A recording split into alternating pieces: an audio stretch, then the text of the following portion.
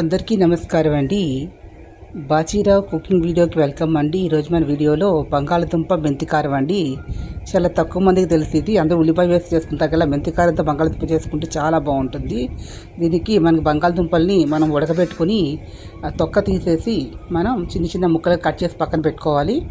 తర్వాత మనం ఏంటంటే కొత్తిమీర, పచ్చిమిరపకాయలు తరిగి పక్కన పెట్టుకోవాలి. అల్లం కూడా కొంచెం, అదేవిధంగా మెంతులు, ఎండుమిరపకాయలు, కొద్దిగా ఇది దాన్ని ఏమంటారంటే ధనియాలు, కొంచెంగా ధనియాలు, కొంచెం ఇంగువ, కడుపు నొప్పి రాకుండా కొద్దిగా వాము, ఇదంతా కూడా పచ్చివే పొడి కొట్టేసేసి కొద్దిగా ఉప్పు కూడా వేసేసి పొడి కొట్టి మిక్సీలో కానీ లేదంటే రోట్లోకి దంచుకొని పొడి కొట్టి పక్కన పెట్టుకోండి.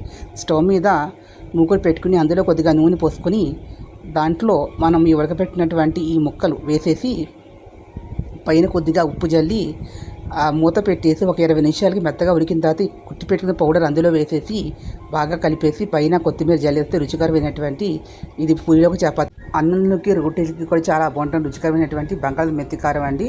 ఇది ముఖ్యంగా పూరికి చాలా చాలా బాగుంటుంది. వీడియో మీకు నేను లైక్ చేయండి, షేర్ చేయండి, సబ్స్క్రైబ్ చేయండి, లైక్ చేయండి, ఎంకరేజ్ చేయండి. Please subscribe. Thank you to all.